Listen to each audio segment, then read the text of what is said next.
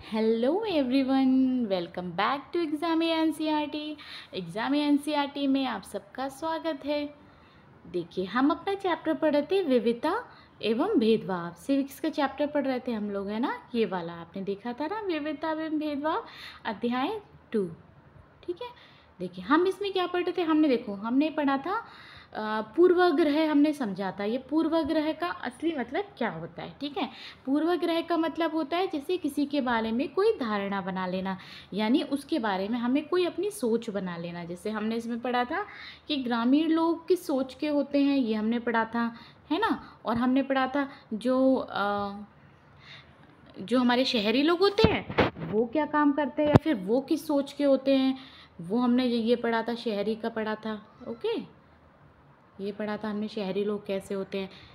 ठीक है, हम इसी का चैप्टर हम इसी पैराग्राफ का पढ़ रहे थे हम लोग ना, पूर्वाग्रह समझ रहे थे हम। ये देखिए, हमने छोड़ा था अपना चैप्टर। ओके, देखिए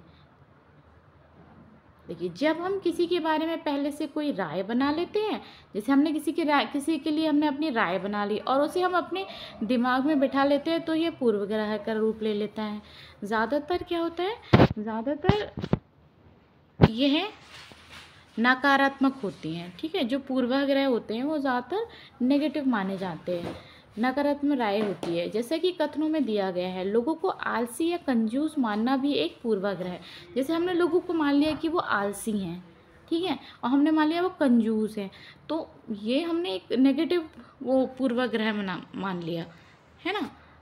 जब हम ये सोचने लगते हैं कि किसी काम को करने का कोई एक तरीका ही सबसे अच्छा और सही है, तो हम अक्सर दूसरों की इज्जत नहीं कर पाते जो उसी काम को दूसरी तरह से करना पसंद करते हैं। उदाहरण के लिए, अगर हम सोचें कि अंग्रेजी सबसे अच्छी भाषा है और दूसरी भाषा महत्वपूर्ण नहीं है, तो हम अन्य भाषाओं को नकारात्मक रूप से देखेंगे। अब देखिए, हमने किसी चीज़ को बहुत अच्छा मान लिया। जब हम किसी भी चीज़ को बहुत अच्छा मान लेंगे, तो हम दूसरी चीज़ को तो नेगेटिव थोड़ा सा उससे तो नीचे समझते ही हैं, है ना। तो उसे थोड़ी नेगेटिविटी से हम देखते हैं। तो हमने इसमें दिखाया, एग्जाम्पल दिया है ना, जैसे हमने अंग्रेजी भाषा को अच्छा मान लिया, तो हमें दूसरी भाषा महत्वपूर्ण नहीं लगती हैं।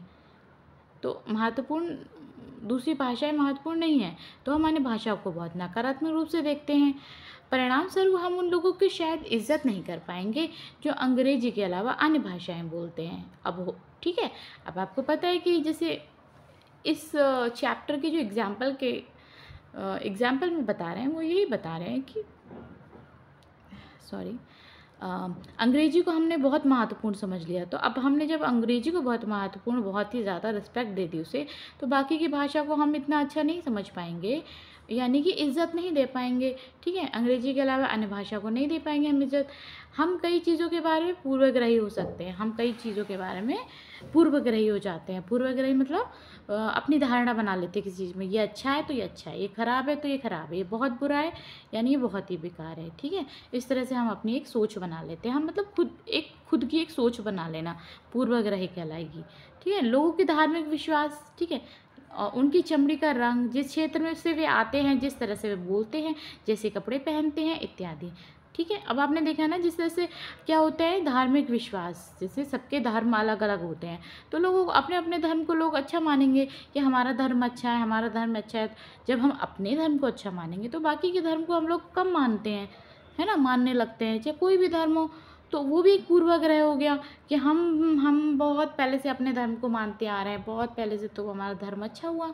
ठीक है, उनकी चमड़ी का रंग, अब चमड़ी का रंग से भी लोग कैसे कलर होता है ना लोगों का, फेस का, कुछ गोरे होते हैं, कुछ कम गोरे होते हैं और कुछ ज़्यादा ही डार्क होते हैं, तो उनके उस हिसाब से भी इस क्षेत्र से वे आते हैं। ठीक है, जिस तरह से वे बोलते हैं, जैसे कपड़े पहनते हैं इत्यादि। अक्सर लोगों के बारे में बनाए गए पूर्वाग्रह इतने पक्के होते हैं कि हम उनसे दोस्ती नहीं करना चाहते। इस वजह से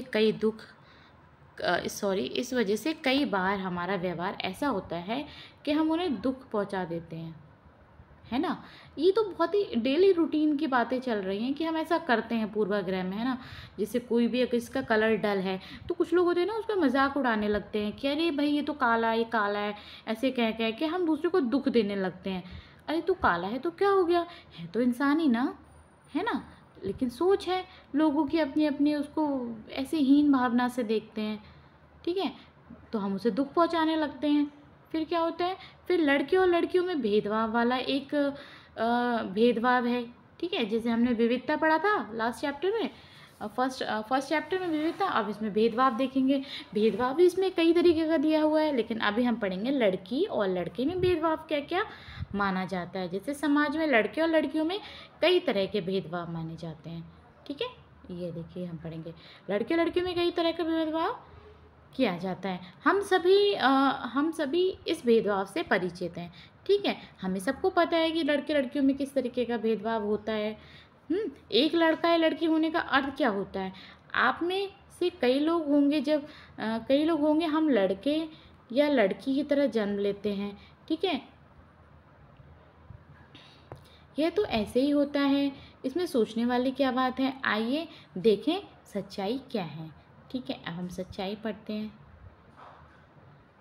नीचे दिए कथनों की सूची में तालिका को भरिए, अपने उत्तर के कारणों पर चर्चा कीजिए। ये बहुत ही सुशील है, वे बहुत ही सुशील हैं, उनका बात करने का तरीका बड़ा सौम्य और मधुर है। ये क्या, ये कुछ चीज़ें दी हुई हैं, ठीक है, ये भेदभाव वाली, जैसे एक लड़का है, ये एक लड़का दिया है, जैसे एक लड़के का पार्ट, ये नंबर्स दिए हुए हैं लड़की के, तो आपको इनमें से देखने कि लड़की में क्या आएगा और लड़के में क्या है। जैसे वो पहला क्या था, वे बहुत ही सुशील हैं, तो वे बहुत ही, यानी कि लड़का बहुत ही सुशील है ना। जैसे अब ये क्या है, उनका बात करने का तरीका बड़ा सौम्य और मधुर है, ये आप किस में रखेंगे। वे शारीरिक रूप से बलिष्ठ हैं, मतलब लड़के या लड़की किसको बोलेंगे हम शारीरिक रूप से बलिष्ठ है, ये भेदभाव बता रहा है आपको। तो शारीरिक रूप से बलिष्ठ किसको बोलेंगे, लड़कों को बोलते हैं मोस्टली ना। वे शरारती हैं, अब आप शरारती को किस में रखोगे। वैसे तो देखा जाए तो शरारती तो लड़का भी हो सकता है, लड़की भी हो सकती है, लेकिन आप किस में रखेंगे ये भी देखेंगे इसमें। वे नृत्य करने और चित्रकारी में निपुण हैं।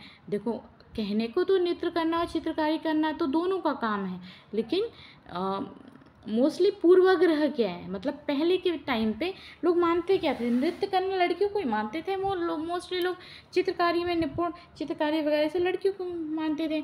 वे रोते नहीं हैं, अब रोते नहीं हैं, लड़कियां तो रोती हैं, है ना, लड़कियां तो रोती हैं, ये देखिए वे रोते नहीं हैं, लड़कियां तो रोती हैं, तो अब वे रोते नहीं हैं, किस में रख देंगे, लड़के में रख देंगे, ये हम पकड़ के इसको लड़के में डाल देंगे। वे उद्यमी हैं, उद्यमी मतलब वो उद्यमी शैतान है, तो ये लड़का भी हो सकता है, लड़की। वे खेल में निपुण है, खेल में वे खाना पकाने में निपुण है। खाना पकाने में हम आज के टाइम पे तो खाना दोनों ही पका सकते हैं, लेकिन एक पूर्वाग्रह है तौर पे हम क्या रखेंगे, मतलब खाना पकाने में निपुण है लड़की को रखते हैं लोग मोस्टली, है ना। वे भावुक हैं, भावुक भी है वो लड़की को ही रखते हैं, राइट। चलिए आगे बढ़ते हैं हम। ओके, देखिए इस तरह के हम देखें कुछ कार्टून्स बने हुए हैं, इनसे भी हमें काफ़ी कुछ सीखने को मिलता है। जैसे लोग तरह तरह की बातें करते हैं, ठीक है। इस कार्टून को हम पढ़ते हैं, कार्टून क्या है, तुम दूसरों से कितनी अलग दिखती हो, ठीक है। ये देखिए पहला कार्टून में क्या है, मैं लंगड़ाता हूँ, मेरी बोली लड़खड़ाती है, इसके अलावा और भी बहुत कुछ। कभी मैं उदास हो जाता हूँ तो कभी दुखी, लोग मेरा मजाक उड़ाते हैं, यह नई बात नहीं है। अगर तुम मेरी जगह होते तो क्या करते। अब देखिए ये एक बच्चा है, ये थोड़ा सा अपनी जो बॉडी से थोड़ा सा परेशान है, थोड़ा सा इसको अपनी बॉडी में प्रॉब्लम्स हैं, है ना, जिसको हम हैंडीकैप बोलते हैं ना। तो ये कह रहा है कि लोग तरह तरह की बातें करते हैं। जैसे ये बच्चा है तो इसको लेके लोग अपनी अपनी धारणाएं बनाएंगे, अरे ये है वो है ऐसा है ना, ठीक है। तो आप बताओ कि आप मेरी जगह होते तो कैसा फील करते। इस तरह से आपसे पूछना चाह रहा है, तुम दूसरों से कितनी अलग दिखती हो। अब देखिए ये वाला है, मैं एक इंसान हूँ, मुझे शर्म आती है, घूरती आंखों से मैं छुप जाना चाहती हूँ। अब ये बच्चे बोल रहे हैं कि मैं घूरती आंखों से छुप जाना चाहती हूँ, ठीक है। ये भी थोड़ी हैंडीकैप से दिख रही है ना। तो ऐसा होता है ना, लोग ऐसे लोगों को बहुत ही वैसी नज़र से देखते हैं कि अरे ये तो बेचारी है, इसके साथ ये हुआ वो हुआ, है ना। ओके, क्या उसका दिमाग सही है। सिर्फ इसलिए कि मेरी टांगें डगमगाती हैं लोग सोचते हैं कि मेरा दिमाग भी डगमगाता है। नहीं, अब देखिए ये बच्चा है, ये क्या दिखा रहे हैं इसमें, ये दिखा रहे हैं कि ज़रूरी नहीं है कि इसके अगर पैरों में प्रॉब्लम है तो इसके माइंड में भी प्रॉब्लम है हो, ऐसा ज़रूरी नहीं है, ठीक है। देखिए अब ये क्या लिखा है, ऊपर के चित्र में जो बच्चे हैं उन्हें अपने विकलांग कहा जाता है। उन्हें पहले विकलांग कहा जाता था, पहले क्या कहा जाता था, नहीं विकलांग। इस शब्द को बदलकर आज उनके लिए जो शब्द प्रयोग किए जाते हैं, खास ज़रूरत बच्चे, ज़रूरत वाले बच्चे। ठीक है, पहले लोग कहते थे कि विकलांग हैं, ठीक है, लेकिन आज वो स्पेशल बच्चों के कैटेगरी में आते हैं। इनको स्पेशल बच्चे बोलते हैं, ख़ास ज़रूरत वाले बच्चे, ठीक है, इनको ये बोला जाता है। पहले हम बोलते थे विकलांग आ गए, विकलांग बोलते नहीं थे कि विकलांग आ गए, ऐसे नहीं बोलना चाहिए, लेकिन रियल में इनको बोला जाता है स्पेशल चाइल्ड, है ना।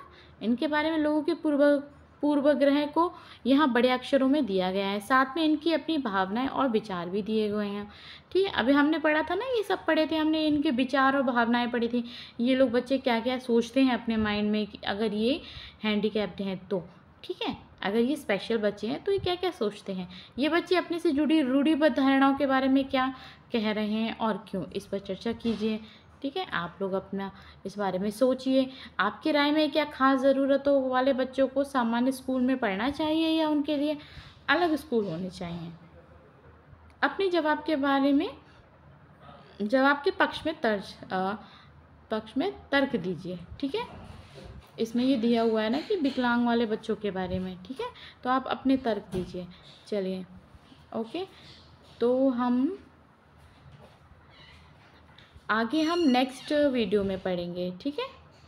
चलिए, तब तक आप लोग अपना ध्यान रखिए, पढ़ते रहिए और क्लास में आते रहिए। Thank you.